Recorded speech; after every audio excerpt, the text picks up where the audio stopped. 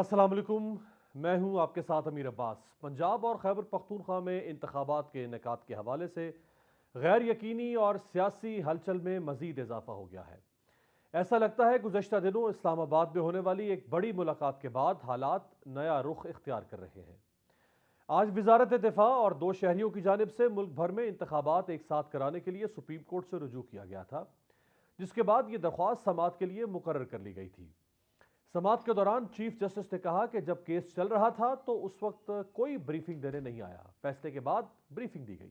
اب کیس کا فیصلہ آ چکا ہے، پیچھے نہیں ہٹ سکتے، آگے بڑھنا ہے۔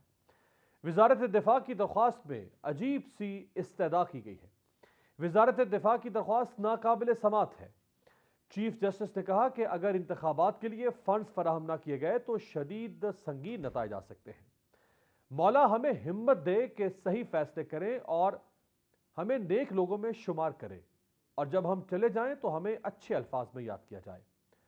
چیف جسٹس سمرتا بندیال کا کہنا تھا کہ سیکیورٹی صورتحال سے متعلق ہمیں بتایا گیا ہے۔ الیکشن کمیشن کو کیوں لگتا ہے کہ ماضی سے اب صورتحال بہت خراب ہے؟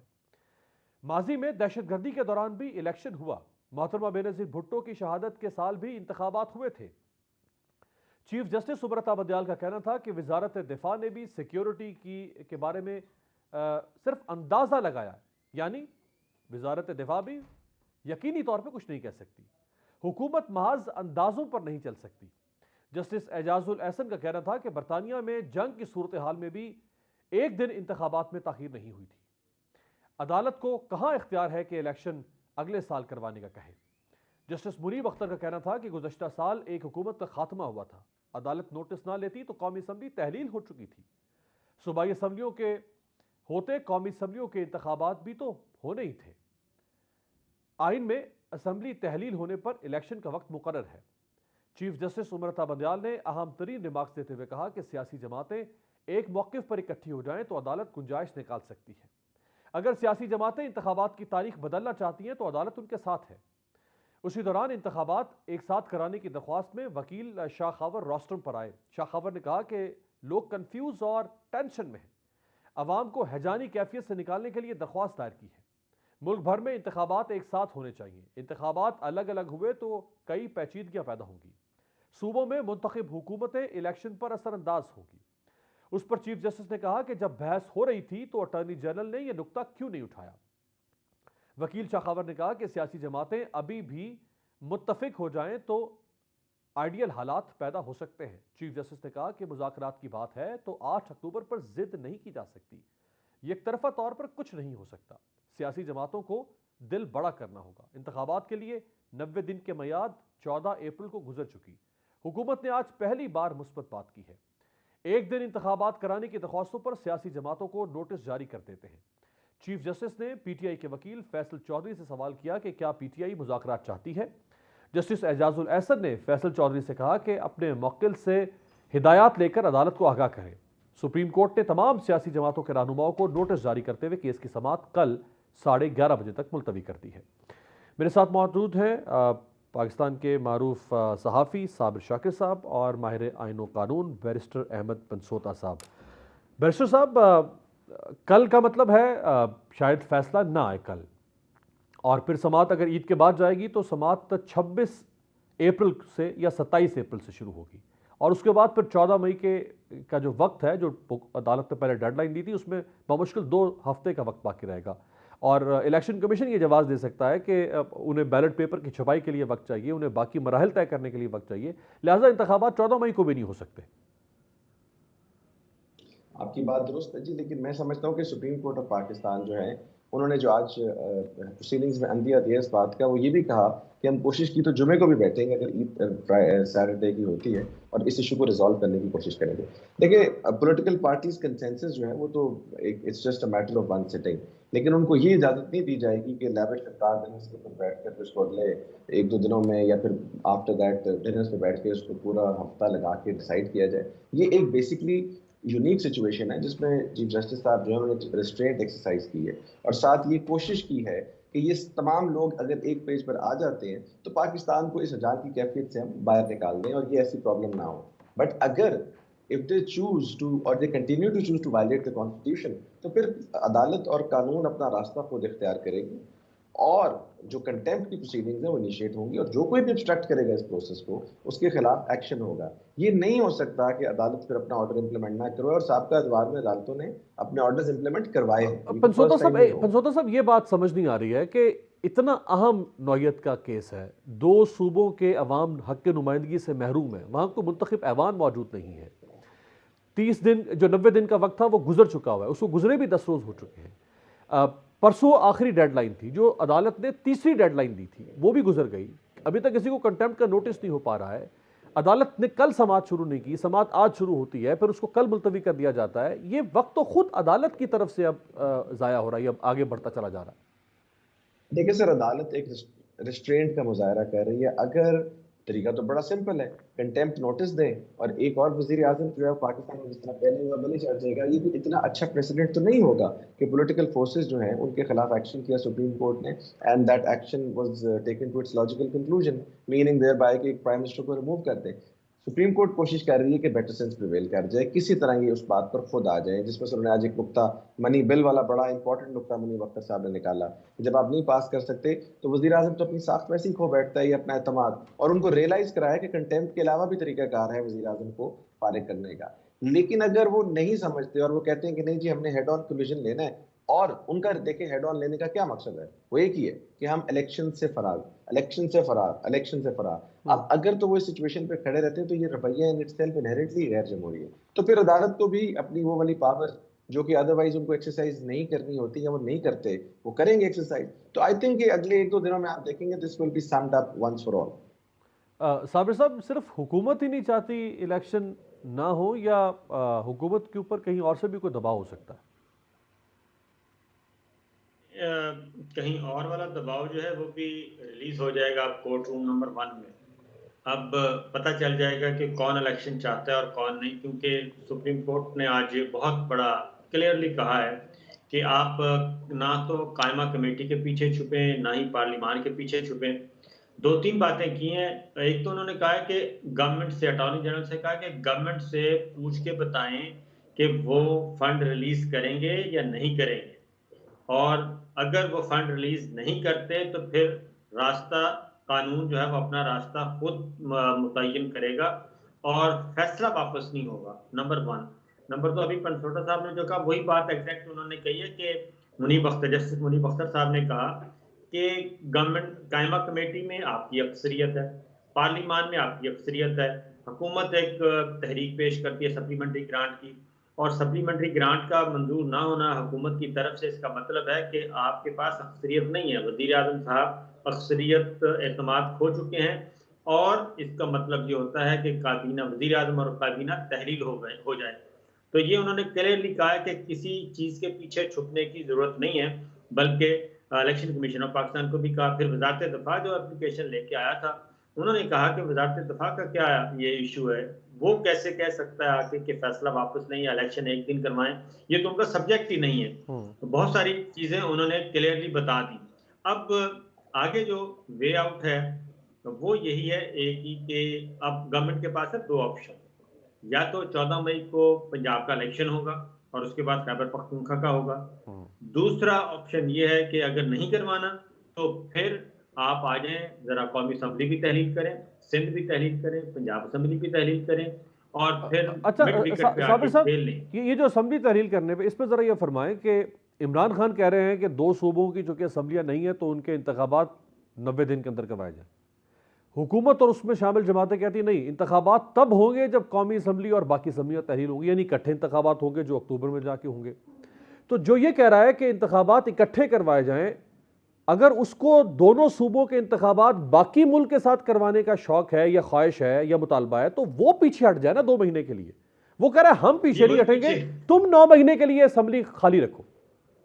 نہیں, وہ پیچھے آنا پڑے گا, ان کو پیچھے آنا پڑے گا. آج سپریم کورٹ نے اسی لیے سیاسی جماعتوں کو نوٹس کیا ہے, ان کو بلا کے ان کو یہی کہا ہے کہ ان کو پیچھے آنا پڑے گا. قومی اسمبلی تحلیل کرنی پڑے گی, سندھ تحلیل کرنی پڑے گی, اور بلوچستان بھی. اور اگر آپ دوسری طرف امید دیکھیں, ذرا آپ چلے جائیں حکمراں اتحاد میں, تو وہاں پہ پیپلز پارٹی آلریڈی یہ ایفرٹ کر رہی ہے، اور پیپلز پارٹی نمبر 1، اس کے ساتھ کون کون ہے؟ P M L Q Chaudhry Shujaat صاحب، اس کے ساتھ متحدہ قومی موومنٹ، اے این پی، اور ایک بلوچستان عوامی پارٹی. یہ جماعتیں پیپلز پارٹی کے ساتھ کھڑی ہیں، جو کہ مذاکرات کر کے الیکشن ایک دن کروانے کے لیے تیار ہیں. جماعت اسلامی بھی اب آ گئی ہے صابر صاحب؟ جماعت اسلامی بھی ادھر ہے. اب صرف ادھر کون رہ گیا؟ مولانا اور نواز شریف صاحب، یہ دو رہ گئے ہیں، اور ان کے ساتھ ایک شاہ زین بگٹی صاحب ہیں. تو دو جماعتیں، اگین وہی مولانا اور نواز شریف صاحب، یہ دو گروپس رہ گئے ہیں جو کہ نہیں چاہتے کہ الیکشن ہوں اور اسمبلیاں جو ہے وہ قبل از وقت تحلیل ہوں. اس کی ریزن بڑی کلیئر ہے. اس کی ریزن ہے کہ یہ دو ہی پلیئر جو ہیں وہ لوزر نکلیں گے اس سارے کھیل میں، اور وہ نہیں چاہتے کہ ہم نے لوز تو کرنا ہی کرنا ہے، اور ہم لوزر 2 مہینے پہلے کیوں بنے، ہم کم از کم پوری اننگز تو کھیل لیں. یہ معاملہ ہے. ادھر بھی حکمراں اتحاد میں بھی چیزیں یہی ہیں. اسی لیے تمام سیاسی جماعتوں کے سربراہان کو بلایا گیا، نوٹس جاری کیے گئے ہیں. اب سربراہان کب آتے ہیں؟ تو اگین ابھی 2 دن ہیں، 2 ورکنگ، کل کا دن بھی ہے اور جمعے تک بھی اگر وہ بیٹھ جاتے ہیں، اگر پازیٹیو ہوا، اگر تو سیاسی جماعتوں کے رہنماؤں نے کل پازیٹیو رسپانس دے دیا تو ویل اینڈ گڈ. ادروائز پھر دوسرا پورشن جو انہوں نے کہا ہے پھر وہ سٹارٹ ہو جائے گا کہ فنڈ بھی آپ نے ریلیز کرنے ہیں. اور فوج کے بارے میں جب ان سے پوچھا گیا تو اٹارنی جنرل نے کہا جی کہ 245 اگر کے تحت فوج آتی ہے تو بنیادی حقوق معطل ہو جاتے ہیں. تو انہوں نے کہا کہ جب 2018 میں فوج آئی تھی تو کیا اس وقت بھی بنیادی حقوق معطل ہوئے تھے؟ یعنی ساری ذمہ داری اب وہ فکس کریں گے پرائم منسٹر پہ، کہ پرائم منسٹر نے ہی فنڈ ریلیز کرنا ہے، پرائم منسٹر نے ہی سیکورٹی پرووائڈ کرنی ہے، اور وہ الیکشن کمیشن کے ساتھ بہرحال تمام ذمہ داریاں پوری کرے گا. جب پرائم منسٹر چیف ایگزیکٹو ہے تو پھر پرائم منسٹر کے اوپر ہی سارا بک سٹاپس ایٹ پرائم منسٹر. پنسوتا صاحب، جو وکلا اس وقت تقسیم ہو چکے ہوئے ہیں، وکلا کو تو کانسٹیٹیوشن کے ساتھ کھڑے ہونا چاہیے، ڈیموکریسی کے ساتھ کھڑے ہونا چاہیے، جو بھی کانسٹیٹیوشن کہتا ہے یا جو بھی ڈیموکریسی کہتی ہے. وکلا کے اندر یہ تقسیم کیوں ہے اس وقت؟ سر وکیل بھی ایکچولی دونوں سائڈ پر اس لیے سپلٹ ہیں جی کہ ہمارا انفارچونیٹلی جو پولیٹیکل سسٹم ہے اس نے یہ جو ہمارا لیگل سسٹم ہے اس کو بھی کسی حد تک ہائی جیک کر لیا ہے. اور یہ وکیلوں کے اندر ایک بڑی اسٹرانگ ڈبیٹ چل رہی ہے کہ آدھے وکلا ایک پولیٹیکل پارٹی سے الائن ہے، آدھے دوسرے سے ہیں، جس سے پھر نقصان یہ ہوتا ہے کہ وکلا کی جو اپنی بنیادی انفرادی تھنکنگ ہے وہ افیکٹ ہو رہی ہے، and at the end of the day political lines کو وہ فالو کر رہے ہیں. میں ذاتی طور پر سمجھتا ہوں لیکن پاکستان کی جو میجورٹی وکلا ہے جو آئین اور قانون کے ساتھ کھڑے ہیں، they will stand by the constitution. اب if it requires standing with the Supreme Court وہاں کھڑے ہوں گے، اگر پارلیمنٹ ہوگی وہاں کھڑے ہوں گے. لیکن یہ جو بات ہے نا جی کہ کسی پولیٹیکل ایجنڈے کی وجہ سے ہم آئین کو سبورٹ کر دیں یا آئین کی روح کو ہی ہم سسپینڈ کر دیں، یہ نہیں ہوگا اور نہ ہونا چاہیے. اس وقت بنیادی طور پر ہو یہی رہا ہے کہ جو ایک کسی بھی ڈیموکریسی میں سب سے امپورٹنٹ کنسٹیٹوئنٹ ہوتا ہے وہ ہوتا ہے الیکشنز کا. ہمارے آئین کا اگر آپ مطالعہ کریں اس کے دیباچے میں شروع میں بڑا کلیئرلی لکھا ہوا ہے کہ حاکمیت اللہ تعالیٰ کی ذات کی ہے اور عوام طاقت کا سرچشمہ ہے، اور اپنے نمائندگان کے تھرو وہ الیکٹ ہو کے اپنا رول پرفارم کرتے ہیں. اس کو سبجیکٹ جسے کہتے ہیں نا سبورٹ کیا جا رہا ہے. اس کے خلاف یہ ساری کی ساری سازش ہے اور ایک انکانسٹیٹیوشنل مینز کے تھرو پرپیچویٹ کی جا رہی ہے حکومت، جس کا کوئی پاکستان کی ہسٹری میں اس کی کوئی نوید موجود نہیں ہے، کوئی ایسی سچویشن پہلے ہوئی نہیں ہے. اور افسوس یہ ہے کہ پولیٹیکل فورسز یہ کام کر رہی ہیں اس دفعہ، اور وہ چاہتی ہیں جس طرح صابر صاحب نے کہا ہے کہ جتنے اوور رہ گئے ہیں وہ اچھی طرح کھیل کے، کیونکہ ان کو نظر آ رہا ہے کہ دوبارہ باری نہیں آنی. اچھا پنسوتا صاحب، آج قاضی فائز صاحب کی پھر ان کی اپیرنس آئی سامنے اور ایک تقریب میں گئے جہاں 1 گھنٹے سے زیادہ انہوں نے خطاب کیا، پھر سوال و جواب کا سیشن ہوا، اور بیشتر سوالات جو موجودہ سیاسی حالات ہیں اس وقت پاکستان کے اور جو عدالتوں میں کیسز چل رہے ہیں، 90 دن میں الیکشن، چیف جسٹس کے اختیارات، سو موٹو، اس سے متعلق سوالات تھے. جسٹس آصف سعید کھوسہ صاحب کا مجھے یاد ہے کہ انہوں نے ان سے ایک دفعہ سوال ہوا ان کی کسی ججمنٹ کے بارے میں ان کی ریٹائرمنٹ کے بعد، تو انہوں نے کہا کہ ججز اپنے فیصلوں کی وضاحتیں نہیں دیا کرتے. تو کیا کسی سپریم کورٹ کے سینئر موسٹ جج جو کہ آگے چیف جسٹس بننے جا رہے ہیں ان سے کویشچن آنسر سیشن ہو اور وہ کویشچنز بھی پرٹیکولرلی خاص پولیٹیکل کانٹیکسٹ میں ہو اور پھر جج صاحب اس کے اوپر کہیں کامنٹ کریں کہیں نہ کریں، یہ روش ہونی چاہیے، اس کو انکریج کرنا چاہیے، یا کبھی ایسا ہوا ہے پہلے ہمارے ہاں؟ دیکھیں جی، میں آپ سے 100% متفق ہوں. میں ذاتی طور پر سمجھتا ہوں، میرا اپنا پرسنل اوپینین ہے کہ جو فاضل جج صاحب ہیں ان کو اوائڈ کرنا چاہیے تھا کامنٹ کرنا. ہاں، پاکستان کی پولیٹیکل ہسٹری اور کانسٹیٹیوشنل ہسٹری پہ ضرور کامنٹ کرنا چاہیے اور کرنا ان کا فرض بھی ہے جب وہ کسی ایسے فنکشن پہ ہو. بٹ آن گوئنگ کیس پر جب آپ کامنٹ کرتے ہیں تو یہ ان کی اپنی سپریم کورٹ کی ایک ججمنٹ ہے. PLD 2019 سپریم کورٹ 1 ارشد شریف کیس بڑا مشہور کیس ہے. اس میں لکھا ہوا ہے کہ اگر کسی آن گوئنگ کیس کے اوپر اس پوائنٹ آف ویو سے کامنٹ کیا جائے جس سے اس کی آؤٹ کم افیکٹ ہو سکتی ہو تو وہ نہیں کرنا چاہیے. ثاقب نثار صاحب نے ججمنٹ کو آتھر کیا تھا. سملرلی ایک جب سپریم کورٹ کے جج اس کے اوپر ویو دے گا تو آف کورس وہ ایک کنورس ویو تھا, اس کے اوپر پولیٹیکل ڈیبیٹ شروع ہو جائیں گی, سارے ٹی وی پروگرامز ہوں گے اور ایک آن گوئنگ پروسیڈنگز جو ہیں وہ پریجوڈس ہوں گی. تیسری بات انہوں نے بڑی انٹرسٹنگ بات کی کہ میں سمجھتا ہوں سو موٹو سپریم کورٹ لے. میں ان کو جواب میں یہ کہنا چاہتا ہوں کہ جو آرٹیکل 185 ہے جس میں سپریم کورٹ اپنی ایپلیٹ جورسڈکشن میں کام کرتا ہے اس میں بھی الفاظ سپریم کورٹ ہی یوز کیے ہوئے ہیں کہ appeal shall lie to the Supreme Court. تو کیا وہاں پر بھی 17 ممبر بیٹھتے ہیں کہ وہاں پر بینچز بنانے کی اجازت ہے؟ اور اگر آپ ورڈ سپریم کورٹ بولتے ہیں تو سپریم کورٹ کے تو 17 ججز ہونے چاہیے جو اس کی ویکنسیز ہیں فل, اس وقت تو 15 ہیں. تو یہ کسی بھی ایسپیکٹ سے سپریم کورٹ میں فٹ ان نہیں ہوتے. اور تیسری امپورٹنٹ بات کہ یہ پاور ہے چیف جسٹس آف پاکستان کی کہ وہ بینچز کو فارم کریں اور وہ پاور 1918 کے رول سے وہ ڈرائیو کرتے ہیں. اس کو جب بھی چینج کرنا ہے وہ Supreme Court rules and orders کے اندر ایک امینڈمنٹ آئے گی جو کہ سپریم کورٹ نے خود کرنی ہے آرٹیکل 191 کے تحت. تو ان ساری باتوں کی موجودگی میں ان کے کامنٹ کا دیکھیں, انہوں نے بہت اچھی نیت سے کامنٹ کیا, اچھی بات ہے, اس سے بہت سارے وکلا اگری بھی کرتے ہیں کہ سو موٹو کو ریگولیٹ ہونا چاہیے اور سب کچھ, لیکن اس کا افیکٹ یہ ہوا ہے کہ ایک آن گوئنگ پروسیڈنگ جو ہے وہ پریجوڈس ہوں گی یا اس کے اوپر ایک ڈسکشن شروع ہو جائے. اس طرح ہم اب ڈسکس کر رہے ہیں, اس طرح اور ڈسکشنز بھی ہوں گی جس میں نیگیٹیوٹی آ سکتی ہے. تو میں پرسنل اوپینین میں سمجھتا ہوں ان کو یہ نہیں کرنا چاہیے تھا. جتنا مرضی ان کو یہ کام پسند نہیں ہے لیکن ان کو ویٹ کرنا چاہیے تھا کہ جب سپٹمبر آئے گا تو وہ پاکستان کی جس غریب عوام کے لیے وہ کہہ رہے ہیں کہ سو موٹو ایگزسٹ کرتا ہے اس کو انشاءاللہ 1 سال 5-10 مہینے جتنے ان کے پاس ہیں وہ ایکسرسائز کر لیں اس وقت. صحیح ہے. آخری سوال صابر شاکر صاحب, سر عید کے بعد 3.5 مہینے رہ جائیں گے قومی اسمبلی اور 2 صوبوں کی مدت مکمل ہونے میں. 18 اگست کو شاید حلف اٹھایا تھا عمران خان صاحب نے, پہلا سیشن تھا, تو 3.5 مہینے. عدالت کے سامنے یہ بات رکھی جا سکتی ہے کہ جی جہاں اتنا وقت ہو گیا ہے, 3.5 مہینے باقی ہیں, 3.5 مہینوں کی وجہ سے اتنی بڑی کانٹروورسی, اتنی بڑی ایک فٹیگ کرنے کی کیا ضرورت ہے؟ 3.5 مہینے کے بعد الیکشن کروا دیتے ہیں.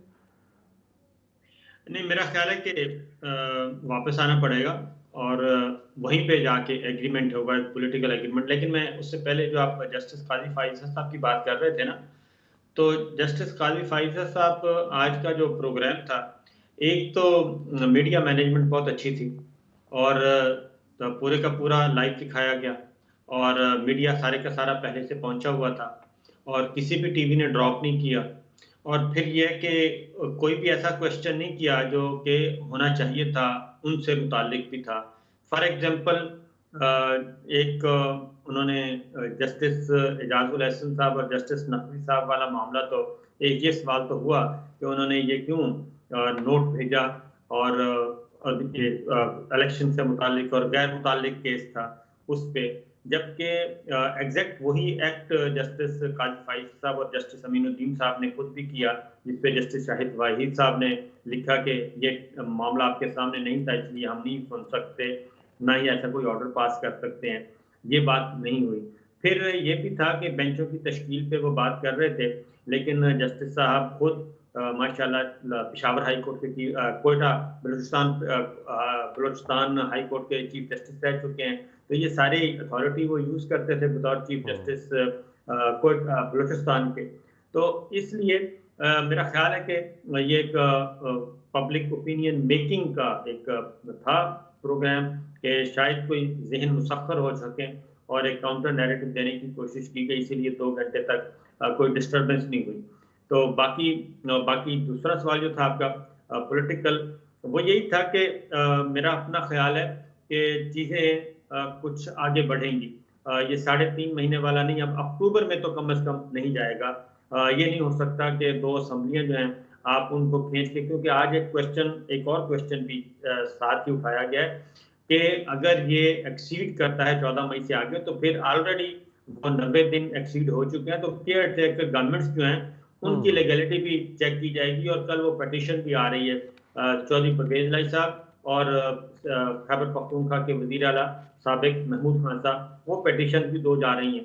اس لیے یہ پینڈورا باکس اس کو اگر سمیٹنا ہے تو اس کا آسان طریقہ یہی ہوگا کہ وہ پیچھے آئیں قومی اسمبلی اور سندھ اسمبلی اور بلوچستان اسمبلی. آلریڈی میرا اپنا خیال ہے کہ پیپلز پارٹی ذہنی طور پہ اس کے بارے میں وہ تیار ہو چکی ہے. ادروائز اگر پیپلز پارٹی تیار نہ ہوتی تو بالکل یہ ایکٹیویٹی نہ ہوتی. کل وزیر اعظم ہاؤس میں جس میں ANP ان کے ساتھ آ گئی, چودھری شجاع صاحب ان کے ساتھ آ گئے.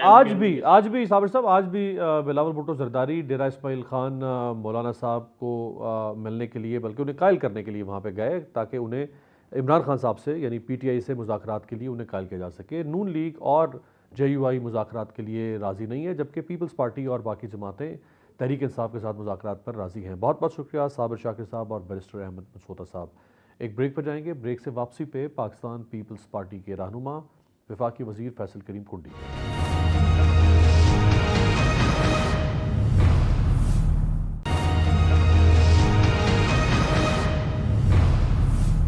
بریک کے بعد خوش آمدید. الیکشن 14 مئی کو ہوں گے یا اکتوبر میں بیک وقت. اس تنازع سے پیدا ہونے والے سیاسی اور آئینی بحران کا حل سیاسی جماعتوں کے مابین مذاکرات کے ذریعے ہی ممکن ہے. اسی لیے آج الیکشن تاخیر کیس میں سپریم کورٹ کے چیف جسٹس عمر عطا بندیال نے اپنے ریمارکس میں کہا کہ سیاسی جماعتیں ایک موقف پر آ جائیں تو عدالت گنجائش نکال سکتی ہے. اگر سیاسی جماعتیں انتخابات کی تاریخ بدلنا چاہتی ہیں تو عدالت ان کے ساتھ ہے. یعنی اب گیند سیاسی جماعتوں کے کورٹ میں آ چکی ہے اور سپریم کورٹ کی حکم عدولی, توہین عدالت اور تصادم سے بچنے کا واحد راستہ مذاکرات ہے. سیاسی تپش کو کم کرنے کے لیے جماعت اسلامی کی قیادت کے علاوہ پیپلز پارٹی بھی کافی متحرک ہے. آصف علی زرداری صاحب نے چیف جسٹس عمر عطا بندیال کی جانب سے سیاسی جماعتوں کو انتخابات کے بارے میں مذاکرات کے مشورے کا خیر مقدم کیا ہے. اس سے قبل گزشتہ روز وزیر اعظم ہاؤس میں حکومتی اتحادیوں کا اجلاس ہوا تھا, جس میں بلاول بھٹو زرداری نے اپوزیشن سے مذاکرات کے معاملے پر اصرار کیا. دیگر اتحادی جماعتوں نے اس موقف کی تائید کی, لیکن جمعیت علماء اسلام نے مذاکرات سے متعلق بلاول بھٹو کے موقف کی مخالفت کی. ذرائع کا کہنا ہے کہ JUI نے موقف اپنایا تھا کہ عمران خان کوئی سیاسی قوت نہیں, اس لیے ہم ان سے ڈائیلاگ کی مخالفت کرتے ہیں. جس کے بعد آج پاکستان پیپلز پارٹی کے چیئرمین وزیر خارجہ بلاول بھٹو زرداری وفد کے ہمراہ مولانا فضل الرحمان سے ملاقات کے لیے ان کے آبائی گھر پہنچے. اس ساری صورتحال پر بات کرنے کے لیے ہمارے ساتھ موجود ہیں پاکستان پیپلز پارٹی کے مرکزی سینئر رہنما وفاقی وزیر فیصل کریم کنڈی صاحب. بہت شکریہ کنڈی صاحب, کچھ دیر پہلے ہی آپ واپس پہنچے ہیں اسلام آباد, بلاول صاحب کے ساتھ تھے آپ. کیسی ملاقات رہی ہے مولانا صاحب کے ساتھ؟ بسم اللہ الرحمن الرحیم. بالکل آج ہم ڈیرہ اسماعیل خان گئے تھے بلاول بھٹو زرداری صاحب کے ساتھ, قمر زمان چارہ بھی ساتھ تھے, اور سب سے پہلے تو یہ تھا کہ بلاول صاحب نے جو ہے وہ ہمارے جو وفاقی وزیر مذہب امور سے انتقال ہوا تھا, ان کی فاتح خانی مل گئی تھی, تو ان کی تعزیت کی مولانا فضل الرحمان صاحب سے. اور ڈیفینیٹلی جب پولیٹیشینس بیٹھتے تو سیاست پہ ڈسکشن ہوتی ہے, تو اس کی بھی ڈسکشن ہوئی. ہمیں سیاسی جماعتوں کو جو ہے وہ ڈائلاگس کرنے چاہیے, اور ہم تو پہلے دن سے اس موقع پہ جو 3 دن کی کمیٹی بنائی, اور اس سے تقریباً ہمارے 7-8 اتحادی جماعتوں کے ساتھ اس وقت تک میٹنگ ہو چکی ہے. اور ہم نے مولانا صاحب کو اس چیز پہ ہم قائل کر رہے ہیں کہ ہمیں جو ہے پولیٹیکل پارٹیز کو ڈائلاگس کرنے چاہیے. جیسے آپ نے بھی کہا, زرداری صاحب نے بھی یہ بات کی, بلاول صاحب نے بھی بات کی, تو ہم بڑے ہوپ فل ہیں. اور ہمیں ڈائلاگس کے ذریعے جیسے پہلے کہہ رہے تھے کہ ہمیں اگر اپنی داڑھی کسی اور کے ہاتھ میں دیں گے تو کیسے فیصلے ہوں گے, لہٰذا ہمیں خود بیٹھ کر ڈائلاگ کرنے چاہیے اور اس ملک کو بحران سے نکالنا چاہیے اور پاکستان کے عوام کو ایک ٹریک پہ چلانا چاہیے اور فیوچر پہ رہنا چاہیے. کنڈی صاحب, مولانا صاحب کا پھر کیا جواب کیا تھا, باڈی لینگویج کیا تھی, کیونکہ وہ تو قائل نہیں ہے عمران خان صاحب کے ساتھ بیٹھنے کے لیے؟ دیکھیں, یہ تو بالکل ایک حقیقت ہے, کیونکہ پاکستان میں تو شاید عمران خان نے جو 3-4 سال حکومت کی, لیکن خیبر پختونخوا پہ جو انہوں نے ظلم ڈھایا 8-9 سال کا, وہ بھی سب کے سامنے ہے. اور جو پولیٹیکل پولرائزیشن ہے اس میں بھی کوئی دو رائے نہیں. جس قسم سے پولیٹیکل پولرائزیشن اس 9 سال میں ہمارے صوبے میں رہی, اور آپ بھی دیکھتے ہیں کہ سوشل میڈیا پہ جو چیزیں ہوتی رہی ہیں اور ہو رہی ہیں, تو اس وقت جو ہے وہ بالکل ایسی بات ہے کہ وہ بیٹھنے کو بالکل تیار نہیں تھے. لیکن پرانے پولیٹیکل لوگ ہیں, پرانی باتیں ہیں, انہوں نے اتار چڑھاؤ بھی دیکھے ہیں, سیاسی جماعتوں نے دیکھے ہیں, لہٰذا ہم پوری امید ہے کہ انشاءاللہ ہم ڈائلاگ کی طرف جائیں گے. اور مسلم لیگ نون اس وقت کہاں کھڑی ہے, کوئی اندازہ آپ کو؟ دیکھیں, اتحادی جماعتوں کا مطلب یہ ہے کہ دیکھیں کہ اس وقت بھی ہم یہ کام کر رہے ہیں, اور یہ محنت بلاول بھٹو زرداری صاحب کر رہے ہیں کہ آج ہم ڈیرہ اسماعیل خان بھی افسوس کے لیے بھی گئے تھے, ڈسکشن بھی پولیٹیکل ہوئی, باقی جماعتوں کے ساتھ بھی, PMLN کے ساتھ بھی ہماری ڈیلیگیشن نے میٹنگ کی ہے, باقی جماعتوں کے ساتھ بھی کی ہے. تو ہم کہتے ہیں کہ ہم بہت زیادہ ہوپفل ہیں، کیونکہ آج احمد ولی صاحب کی بھی اسٹیٹمنٹ آئی تھی اس کی جوڈیشری کے اس کے اوپر کہ وہ نہیں پیش ہونا چاہتے اپنا سپریم کورٹ میں، لیکن ان شاء اللہ تعالیٰ ہم بڑے ہوپفل ہیں کہ ہم سیاسی جماعتیں بیٹھ کر اس مسئلے کا حل نکالیں گے۔ جس وقت ڈائلاگ ہوتے ہیں کنڈی صاحب، وہ راؤنڈ ٹیبل کانفرنس ہو، وہ اے پی سی ہو، مذاکرات کے میز پہ اگر آپ بیٹھیں تو دونوں فریق اپنے ایگزسٹنگ سٹان سے لچک دکھانے پر تیار ہوں تو بیٹھا جاتا ہے۔ آپ کہہ رہے ہیں اکتوبر 8 اکتوبر وہ چاہتے ہیں 90 دن میں نہیں ہو سکے، لیکن سپریم کورٹ کی تاریخ تھی 14 مئی، سو عمران خان کو بھی مئی سے آگے بڑھنا پڑ سکتا ہے، آپ کو بھی اکتوبر سے پیچھے ہٹنا پڑ سکتا ہے۔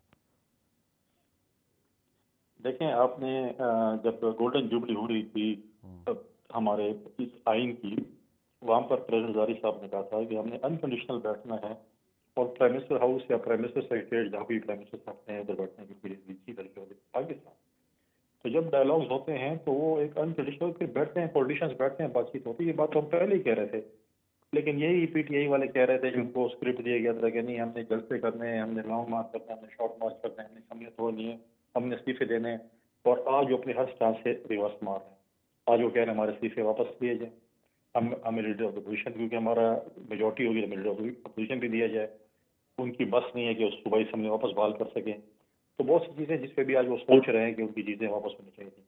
ماضی میں ہم دیکھیں جب پی ڈی ایم بنی تھی اور پی ڈی ایم نے پہلے دن ہی کہا تھا کہ ہمیں اسمبلی سے استعفے دے دیتے ہیں، تو بلاول بھٹو زرداری صاحب بھی تھے کہ انہوں نے کہا یہ ہمارا آخری ہتھیار ہے اور اس کو ہمیں پہلے نہیں دینا چاہیے، ہم یہ آخری طور پہ استعمال کریں۔ اور دیکھیں کہ آج ہم نے عدم اعتماد کے ذریعے پی ٹی ایم، لہٰذا بات چیت کریں گے، بیٹھیں گے، شرائط پہ نہیں بیٹھیں گے، انکنڈیشنل بیٹھیں گے اور تمام جماعتیں بیٹھیں گے۔ لیکن مجھے آج بھی مجھے ذاتی طور پہ مجھے یہ شک ہے کہ جب ساری سیاسی جماعتیں مان جائیں گی، آخر میں عمران خان صاحب پھر یوٹر ماریں گے اور بولیں گے میں نہیں بیٹھوں گا۔ لیکن دیکھیں کنڈی صاحب، دونوں پوزیشن تو بڑی کلیئر ہے نا۔ آپ اکتوبر، یعنی آپ سے مراد آپ کا سارا اتحاد وہ اکتوبر کی بات کر رہا ہے، عمران خان ابھی کی بات کر رہے ہیں، اور نہ وہ آپ پہ کنڈیشن لگا سکتے ہیں کہ اکتوبر سے بالکل مئی میں آ جائے، نہ آپ انہیں کہہ سکتے ہیں کہ مئی سے اکتوبر میں جائیں۔ اگر یہ ماننے والی بات ہوتی تو اب تک دونوں مان چکے ہوتے۔ سو بات تو کہیں بیچ میں ختم ہوگی نا، آ کے اگست ستمبر جولائی میں تار ٹوٹے گی نا۔ دیکھیں جب پولیٹیکل پارٹیز اور پولیٹیکل لیڈرشپ بیٹھیں گی تو یہ فیصلے ہوں گے نا۔ میڈیا کے ذریعے تو نہیں ہو سکتے کہ میں بولوں گا نہیں اکتوبر ہوگا، وہ بولے گا میں ہوگا، پھر میں بولوں گا نہیں جون کر لو، بولے گا نہیں جولائی کر لو یا اگست کر لو۔ تو یہ تو جب بیٹھ کے اراؤنڈ دی ٹیبل بندہ بیٹھتا ہے، مسئلے حل نکالتا ہے۔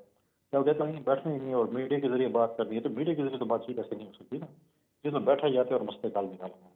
اگر آپ بیٹھیں گے، مسئلے حل نکالیں گے تو ہوگا، اگر آپ نہیں بیٹھیں گے اور اس طرح ڈیڈ لاک ہوگا تو میں سمجھتا ہوں کہ سیاسی پارٹیز کو، پولیٹیکل کلاس کو بہت بڑا نقصان ہوگا۔ کنڈی صاحب، جب سماعت شروع ہوئی تھی سپریم کورٹ میں تو چیف جسٹس نے فاروق اشنائی صاحب سے کہا، اور باقی بھی جماعتوں کے لوگ موجود تھے، ان سے کہا کہ ہم سماعت میں چند گھنٹوں کا وقفہ کر رہے ہیں، آپ جائیں اپنی لیڈرشپ سے بات کریں اور ہمیں ایک متفقہ لاہ عمل یا متفقہ تاریخ دیں۔ ابھی فیصلہ نہیں آیا تھا سپریم کورٹ کا، اس سے پہلے کی بات ہے۔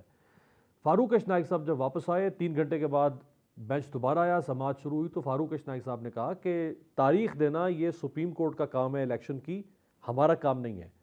عدالت نے تو اس وقت بھی آپ سیاستدانوں کو موقع دیا تھا، آپ نے خود کہا کہ تاریخ آپ نے، تو پھر عدالت نے 30 اپریل کی تاریخ دے دی۔ نہیں، میرے پولیٹیکل خیال میں کہ الیکشن کی تاریخ الیکشن کمیشن دے گی، اور آج میں اس بات سے بھی اگری نہیں کرتا کہ یہاں پہ الیکشن کمیشن نے کہا کہ سیاسی جماعتوں نے بائیک آؤٹ کیا۔ ہم وہاں پر گئے تھے، ہمارے فاروق نائک صاحب بھی گئے تھے، اور آپ نے بھی دیکھا، پوری دنیا دیکھا، جب فاروق نائک صاحب بات کرنا چاہتے تھے تو ان کو اس وقت بات کرنے نہیں دی کہ جی آپ کا تو بائیک آؤٹ ہے، ہم نے ٹی وی پہ دیکھا ہے واٹ ایور، ہمارا کوئی بھی ریکارڈ نہیں تھا۔ ہاں ہمارے اعتراضات تھے، لیکن ہم یہ نہیں کہتے کہ ہم پیش نہیں جو بائیک آؤٹ ہوگا ہمارا۔ لیکن آج بھی اس کی انٹرپریٹیشن کی گئی کہ یار شاید سیاسی جماعتوں نے بائیک آؤٹ کر لیا تھا اور وہ ایسے تھا، لیکن ایسا کوئی بات نہیں ہے، ہمارا کوئی بائیک آؤٹ نہیں تھا، ہمارے بالکل بیچ پہ اعتراض تھا ہے، لیکن پرابلم یہ نہیں کہ ہمارا۔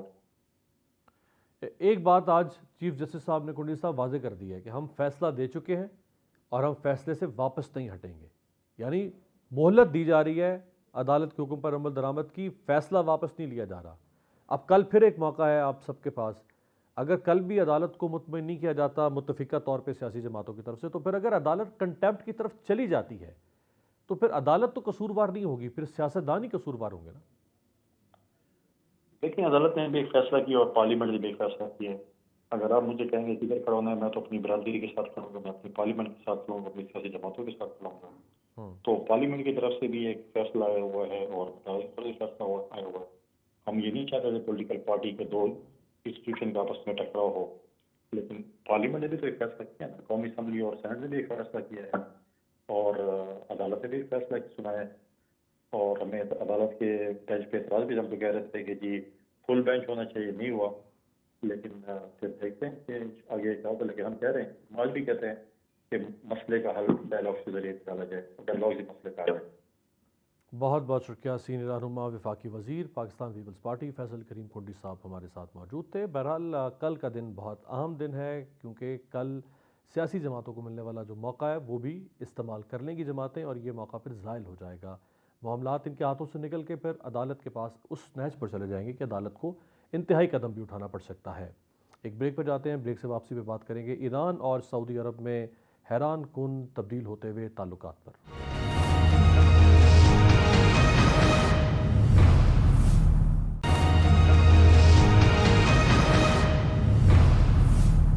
بریک کے بعد خوش آمدید۔ عالمی سیاست بہت تیزی سے تبدیل ہو رہی ہے، صدیوں پرانے حریف اب حلیف بن رہے ہیں۔ سب سے اہم تبدیلی ایران اور سعودی عرب کے کشیدہ تعلقات میں اچانک رونما ہو رہی ہے۔ رواں سال 10 مارچ 2023 کو ایران اور سعودی عرب میں سفارتی تعلقات کی بحالی کا تاریخی معاہدہ طے پاتا ہے، جس نے دنیا بھر میں ہلچل مچا دی ہے۔ اس سے قبل سن 2021 میں ایران اور سعودی عرب نے عراق کی میزبانی میں براہ راست بات چیت کا آغاز کیا تھا، جو ٹرننگ پوائنٹ ثابت ہوا۔ اس کے بعد سن 2022 میں ایران اور سعودی عرب کے درمیان مذاکرات کے 5 دور ہوئے، جس میں عراق اور عمان نے ثالثی کی، جس کے بعد چین کے صدر شی جن پنگ نے محمد بن سلمان سے بات چیت کے لیے سعودی عرب کا دورہ کیا تھا۔ ایران اور سعودی عرب کے درمیان تعلقات کی بحالی میں عراق نے کلیدی کردار ادا کیا ہے۔ 2021 سے عراق کی قیادت خطے کی طاقتوں کو مذاکرات کے لیے ایک میز پر بٹھانے کے لیے سرگرم عمل تھی۔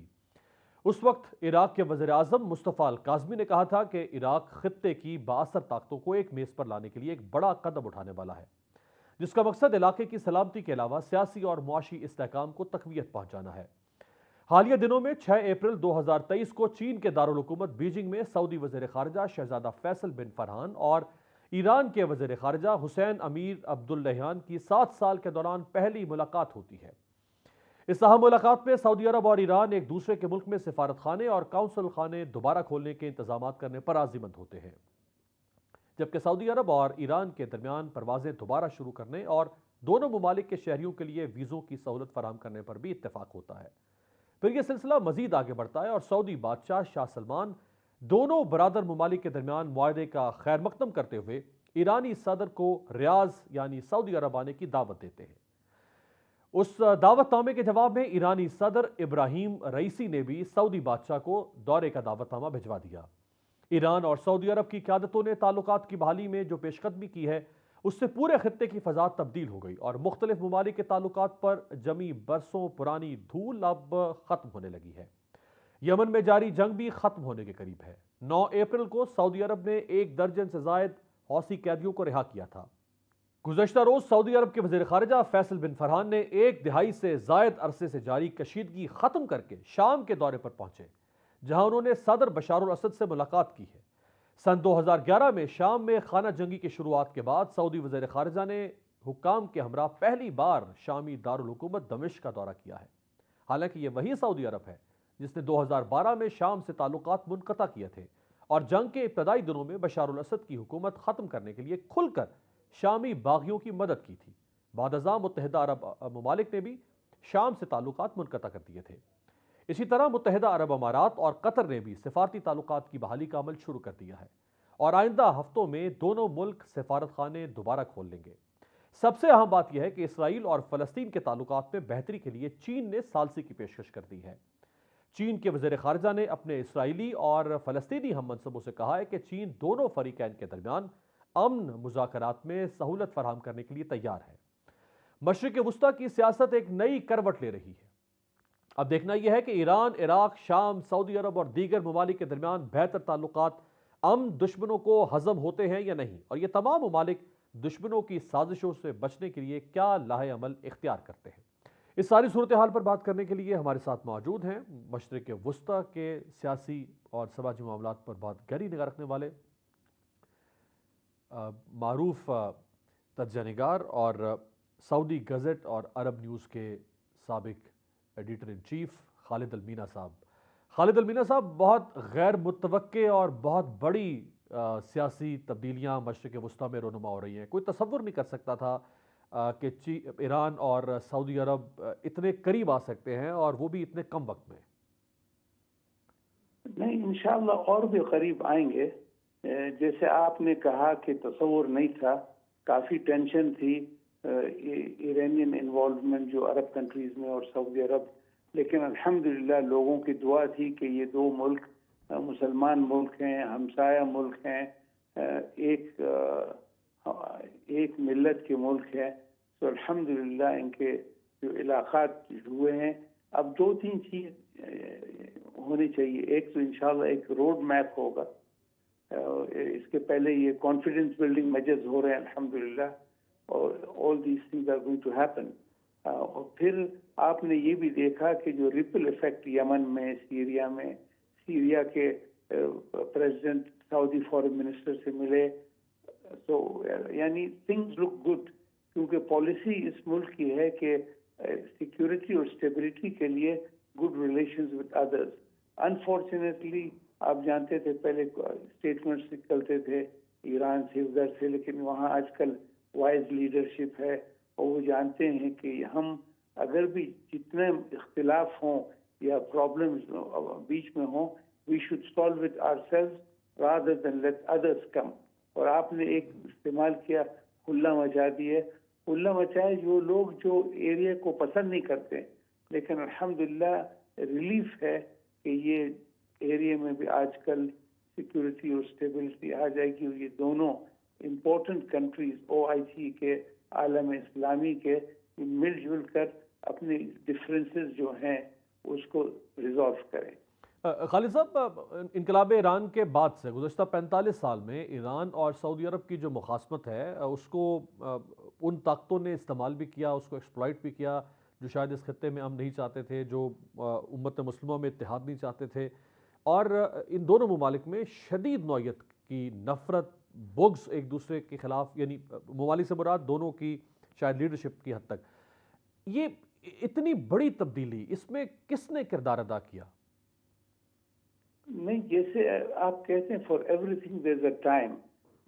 آپ جانتے ہیں شہزادہ محمد بن سلمان کافی ڈراسٹک میجرز لیے in every thing.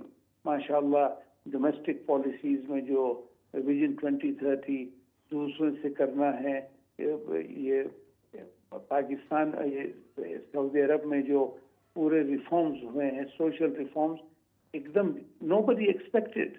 With in that context international relations میں بھی آپ نے دیکھا وہ آج کل کہا کہ سعودی عربیہ فرسٹ. تو ہم چاہتے ہیں کہ ہمارے ملک کی کیا فرسٹ پرائیورٹی ہے. فرسٹ پرائیورٹی کے گڈ ریلیشنز آل اراؤنڈ، اور ہم کوشش کر رہے ہیں. ہماری foreign policy is very clear, اور آئی تھنک یہ it is a single handed effort of the crown prince. آخر میں خالد صاحب فرمائیے گا کہ سعودی عرب اور ایران کی جو خارجہ پالیسی ہے وہ بالکل اس میں یعنی مشرق اور مغرب کی طرف فرق ہمیں نظر آتا ہے. ایران مرگ بر امریکہ کی بات کرتا رہا، ایران مرگ بر اسرائیل کا نعرہ لگاتا رہا، سعودی عرب کو امریکہ کا ایک قریبی اتحادی سمجھا جاتا رہا ہے. سعودی عرب کی اسرائیل کے اوپر اتنی سخت پوزیشن نہیں ہے جس طرح ایران کی ہے.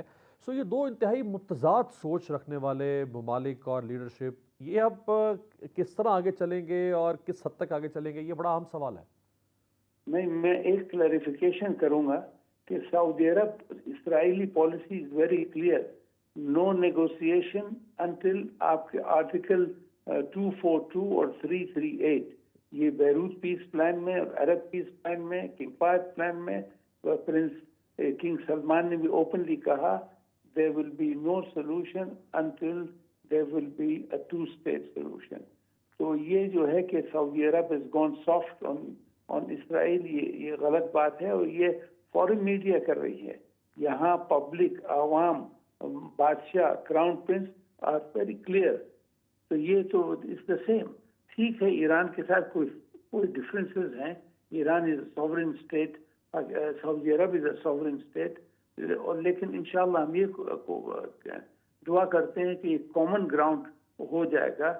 Big decision has been taken, اور آپ دیکھیں گے ان دا کمنگ منتھ اور چینجز آئیں گے very positive for the region انشاءاللہ. بہت بہت شکریہ. خالد المینا صاحب ہمارے ساتھ موجود تھے. بہت معتبر آواز سمجھی جاتی ہیں مشرق وسطیٰ کے حالات پر رائے دینے کے لیے. آپ کو بار بار زحمت دیتے رہیں گے کیونکہ اب سلسلہ شروع ہوا ہے دونوں ممالک میں تعلقات کی بہتری کا، اور اس میں یقینی طور پہ دشمن اس کو ناکام کرنے کی بھی کوشش کریں گے، اور اس میں بہت سارے اتار چڑھاؤ آتے رہیں گے، اور دونوں ممالک کے تعلقات کا بہرحال پاکستان کے داخلی معاملات کے ساتھ بھی کہیں نہ کہیں کوئی تعلق بنتا ہے. آپ سے ملاقات ہوگی کل. دیکھتے رہیے گا تبدیلی.